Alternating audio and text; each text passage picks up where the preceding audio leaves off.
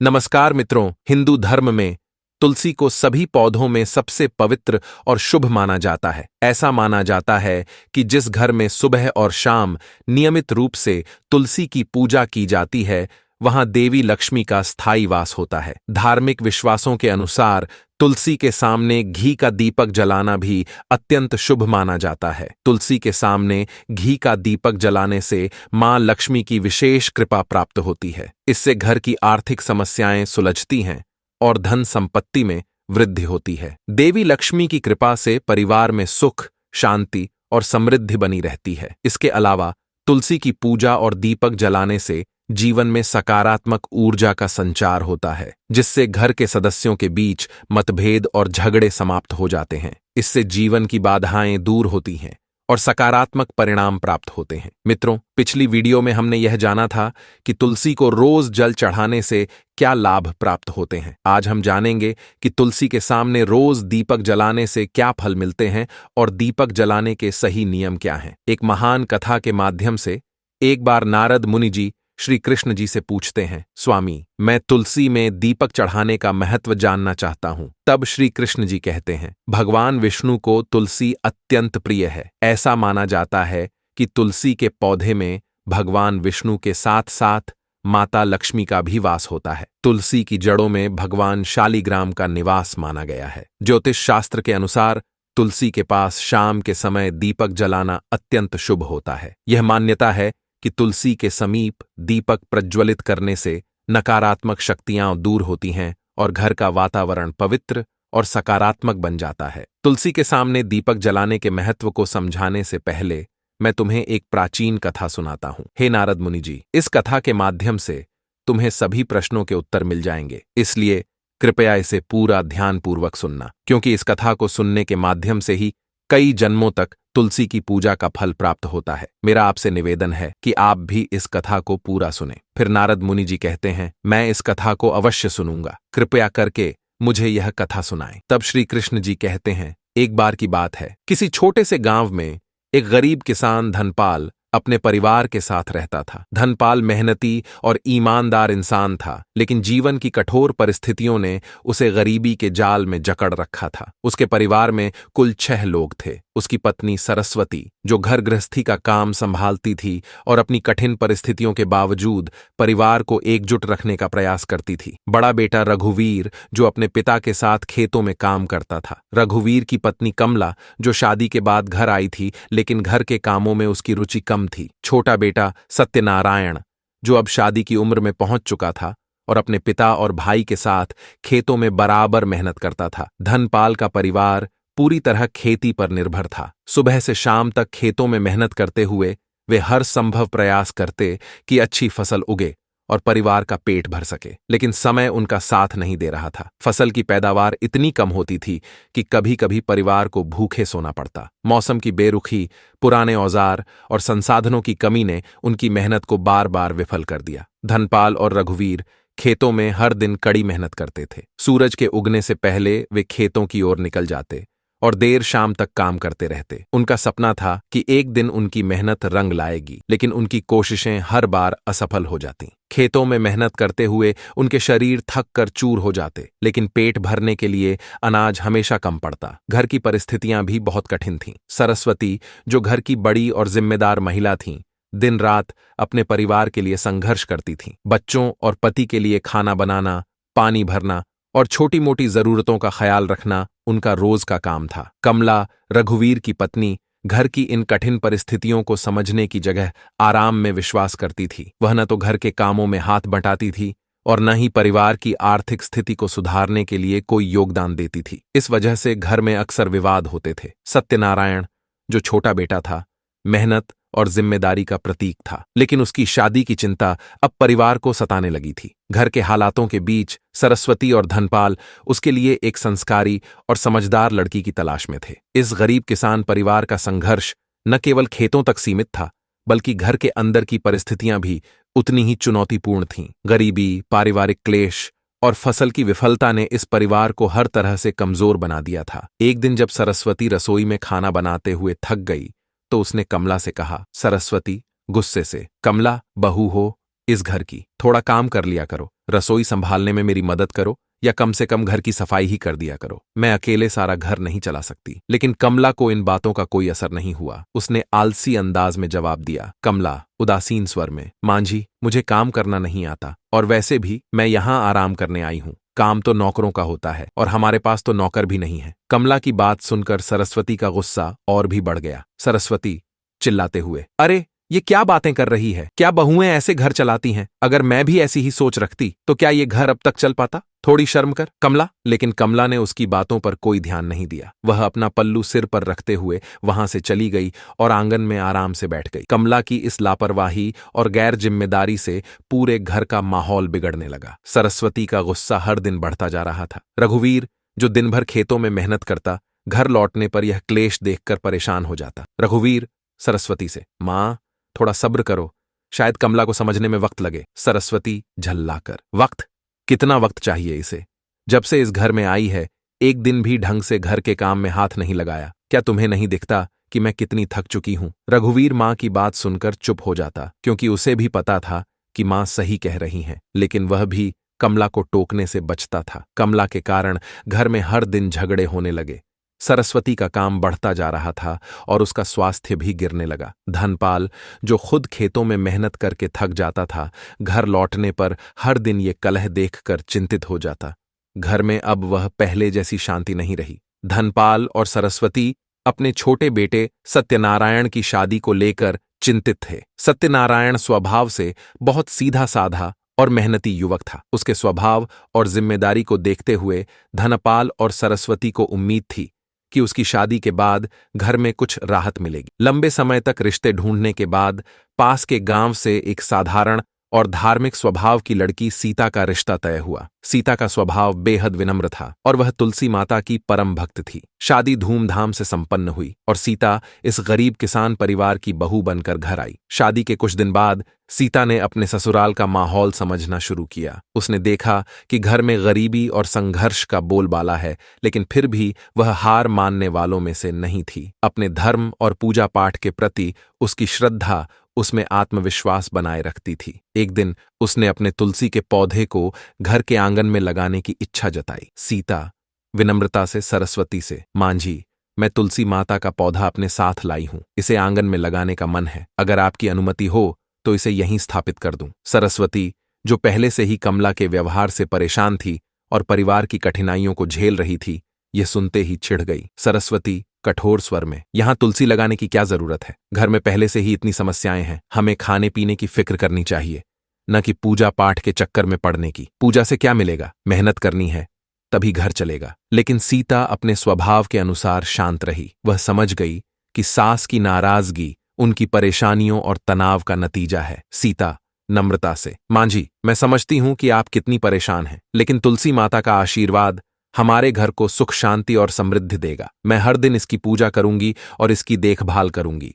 आप देखिएगा, यह पौधा हमारे घर के लिए शुभ साबित होगा। सीता के शब्दों में ऐसी श्रद्धा और विश्वास था कि सरस्वती को अंततः अनमने मन से उसकी बात माननी पड़ी। सरस्वती आखिरकार, ठीक है, जैसा तुम्हें सही लगे वैसा कर लो, लेकिन याद रखना, इन पूजा पाठ से कुछ नहीं होता। हमें अपने हालात मेहनत से बदलने होंगे। सीता ने खुशी खुशी तुलसी के पौधे को घर के आंगन में स्थापित किया। उसने पौधे को पूरे आदर के साथ लगाया और उसके चारों ओर सफाई करके उसे सजाया। अब हर सुबह और शाम वह तुलसी के आगे घी का दीपक जलाती और भगवान विष्णु से परिवार के सुख शांति की प्रार्थना करती। सीता की इस दिनचर्या को देखकर सरस्वती की चिढ़ बढ़ने लगी। हर बार जब सीता दीपक जलाती, सरस्वती उसे टोकती। सरस्वती ताने भरे स्वर में, रोज इतना घी बर्बाद करती हो, क्या तुम्हें नहीं पता कि हम पहले ही कितनी गरीबी में जी रहे हैं? इस पूजा पाठ से क्या हासिल होगा? घी खत्म होगा और कुछ नहीं। लेकिन सीता ने सास के तानों को भी विनम्रता से सहन किया। सीता शांत स्वर में, मांझी, तुलसी माता के आगे दिया जलाने से भगवान विष्णु प्रसन्न होते हैं। यह घी कोई बर्बादी नहीं है। भगवान का आशीर्वाद मिलने से घर की परेशानियां जरूर खत्म होंगी। कृपया थोड़ा धैर्य रखें। सरस्वती ने कुछ नहीं कहा, लेकिन अंदर ही अंदर उसे यह पूजा पाठ बेमानी लगता रहा। उधर सीता अपने काम में लगन और निष्ठा से जुटी रही। वह तुलसी की पूजा करने के साथ साथ घर के कामकाज में भी हाथ बटाने लगी। उसका व्यवस्थित और सहयोगी स्वभाव धीरे धीरे घर में बदलाव लाने लगा। हालांकि सरस्वती अभी भी इसे तिरस्कार की नजर से देखती थी, लेकिन सत्यनारायण को अपनी पत्नी की श्रद्धा पर गर्व महसूस होता था। सत्यनारायण सीता से, तुम सच में हमारे घर में एक नई उम्मीद लेकर आई हो। मैं जानता हूं कि तुम्हारी श्रद्धा का असर एक दिन सबको दिखाई देगा। सीता मुस्कुरा दी और तुलसी माता के सामने हाथ जोड़कर अपने विश्वास को और मजबूत करने लगी। धीरे धीरे घर के इस नए अध्याय ने सभी के जीवन में बदलाव के संकेत देना शुरू कर दिया। सरस्वती उसकी बातों को सुनकर और भी चिढ़ गई। सरस्वती क्रोधित स्वर में, क्या तुलसी माता हमारे खेतों में अनाज उगाएंगी या हमारी गरीबी दूर करेंगी? तुम अपने इन पूजा पाठ के चक्करों में घर का सामान खत्म कर दोगी और हमें कुछ हासिल नहीं होगा। सीता ने अपनी सास की बातों का बुरा नहीं माना। उसने आंखों में श्रद्धा और विश्वास लिए धीरे से कहा, सीता मुस्कुराते हुए, मां जी, सब कुछ समय पर होता है, हमें धैर्य रखना चाहिए। यह सब भगवान की लीला है। मैं बस अपनी श्रद्धा निभा रही हूं। एक दिन आप देखिएगा, तुलसी माता हमें जरूर आशीर्वाद देंगी। सरस्वती ने उसे घूरा, लेकिन कुछ नहीं कहा। वह बड़बड़ाते हुए अंदर चली गई। सीता ने तुलसी के पौधे को जल अर्पित किया और भजन गाने लगी। उसकी आवाज में भक्ति की गहराई और सुकून था, जिसे सुनकर सत्यनारायण को गर्व महसूस हुआ। कुछ ही दिनों बाद गांव में काले बादल छा गए और तेज बारिश शुरू हो गई। यह बारिश इतनी प्रचंड थी कि रुकने का नाम ही नहीं ले रही थी। बारिश ने गांव की गलियों और खेतों को पूरी तरह जलमग्न कर दिया। खेतों में खड़ी फसलें, जो किसी तरह धनपाल और उनके परिवार की उम्मीदें थीं, पूरी तरह बर्बाद हो गई। कहीं पानी का सैलाब था तो कहीं मिट्टी के ढेर। जब धनपाल ने अपने खेतों की दुर्दशा देखी तो उनके हृदय पर भारी आघात हुआ। वह सदमे में आ गए। अचानक उनके शरीर ने जवाब देना शुरू कर दिया और उन्हें मिर्गी जैसा दौरा पड़ गया। सीता और सरस्वती घबराकर उनके पास दौड़ी। सीता परेशान होकर, मां जी, बाबूजी को क्या हो गया? जल्दी से किसी वैद्य को बुलाना होगा। सरस्वती रोते हुए, हे भगवान, यह क्या हो रहा है? मेरे धनपाल को बचा लो। सीता ने तुरंत सत्यनारायण को बुलाया और वैद्य को खबर भेजी गई। वैद्य ने आकर देखा और कहा कि धनपाल को गहरी चिंता और सदमे के कारण यह स्थिति हुई है। उन्होंने आराम करने और चिंता से दूर रहने की सलाह दी। धनपाल अब बिस्तर पर पड़ गए। उनके लिए खेत की बर्बादी और परिवार की गरीबी का दर्द सहना असंभव हो गया था। उनकी स्थिति दिन ब दिन बिगड़ने लगी। इस मुश्किल समय में बड़ी बहू कमला ने अपनी स्वार्थी प्रवृत्ति दिखाते हुए तुरंत घर छोड़ दिया। कमला सरस्वती से, मां जी, मुझे कुछ दिनों के लिए मायके जाना है। यहाँ की परेशानियों से मैं और नहीं जूझ सकती।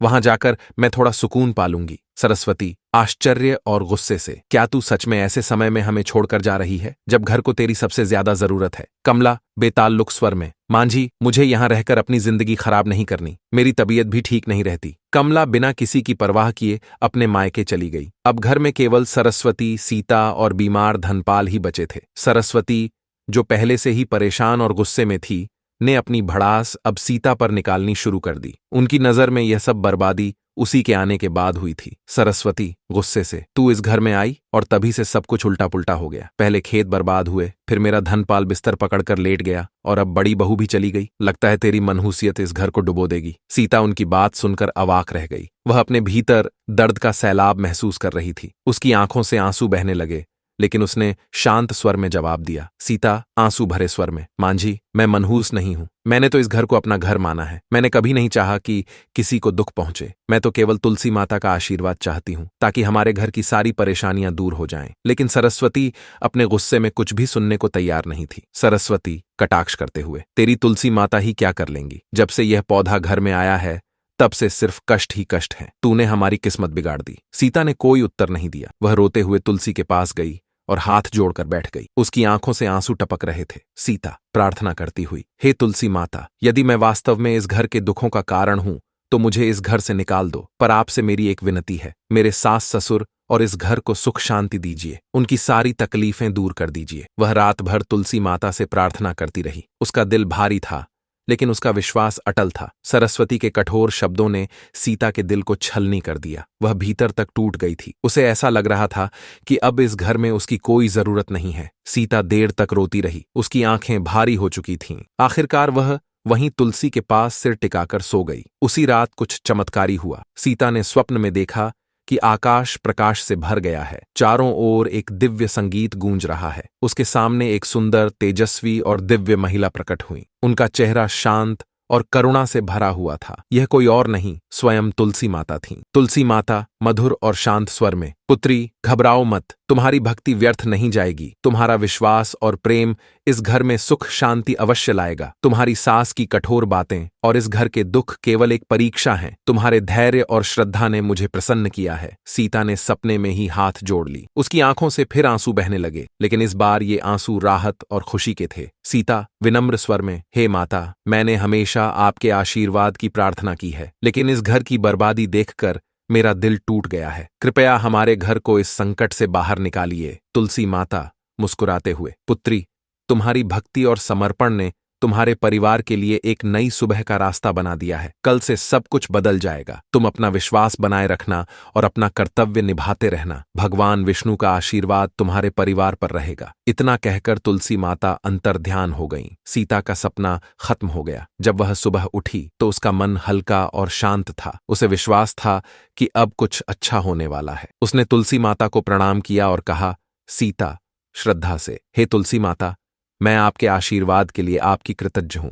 अब चाहे कुछ भी हो जाए, मैं अपना विश्वास और भक्ति नहीं खोऊंगी। उस दिन से सीता ने अपने काम में और भी मन लगा दिया। उसे यकीन था कि तुलसी माता के वचन जरूर पूरे होंगे। अगले दिन सुबह सरस्वती रोज की तरह खेतों की ओर गईं। उनके मन में भारी चिंता और उदासी भरी हुई थी। जैसे ही उन्होंने खेतों का नजारा देखा, उनके कदम रुक गए। उनकी आंखें फटी की फटी रह गईं। खेत जो कल तक बर्बाद और सूखे पड़े थे, अब एकदम हरे भरे और लहलहाते नजर आ रहे थे। फसलें इस तरह से झूम रही थीं जैसे किसी ने उन्हें जादू से फिर से जीवित कर दिया हो। हवा में ताजगी और मिठास भरी हुई थी। सरस्वती ने अपनी आंखों पर विश्वास नहीं किया। सरस्वती हैरानी और खुशी से खुद से, ये कैसे संभव है? कल तक तो सब बर्बाद था। बारिश ने तो सब खत्म कर दिया था। ये जरूर किसी चमत्कार का नतीजा है। क्या सच में तुलसी माता ने हमारे परिवार पर कृपा की है? सरस्वती की आंखों में आंसू आ गए। उनकी समझ में नहीं आ रहा था कि यह सब कैसे हुआ, लेकिन उनके दिल में गहरा एहसास हुआ कि यह उनकी बहू सीता की भक्ति का ही परिणाम है। जल्दबाजी में वह घर की ओर भागी। घर पहुंचते ही उन्होंने सीता को देखा,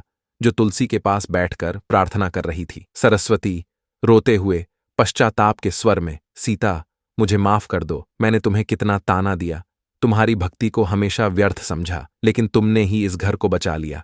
यह सब तुम्हारी भक्ति और तुलसी माता की कृपा का फल है। मैं गलत थी, मुझे समझने में देर हो गई। सीता, जो सरस्वती के इस बदले हुए स्वर से अचंभित थी, उनकी बात सुनकर रोने लगी। सीता विनम्रता से रोते हुए, मां जी, ऐसा मत कहिए। मैंने तो बस तुलसी माता का आशीर्वाद पाने की कोशिश की। यह सब उनकी कृपा है। मैं तो बस एक माध्यम हूं। सरस्वती ने सीता का हाथ थाम लिया। उनके हृदय में एक गहरा बदलाव आ चुका था। अब उन्हें अपनी बहू पर गर्व महसूस हो रहा था। उन्होंने मन ही मन यह ठान लिया कि अब से वह कभी सीता को ताना नहीं देंगी और उसकी भक्ति का आदर करेंगी। कुछ ही दिनों में धनपाल की सेहत में भी सुधार होने लगा। उनका चेहरा, जो बीमार और थका हुआ था, अब पहले जैसा हो गया। वह धीरे धीरे खेतों में भी जाने लगे। आत्मविश्वास लौट आया था। सरस्वती और धनपाल दोनों इस बदलाव को एक चमत्कार मान रहे थे। इस बीच बड़ी बहू कमला को जब यह पता चला कि घर की स्थिति सुधर रही है और सास ससुर दोनों पहले जैसे हो गए हैं, तो वह भी मायके से लौट आई। कमला सरस्वती से शर्मिंदा होकर, मां जी,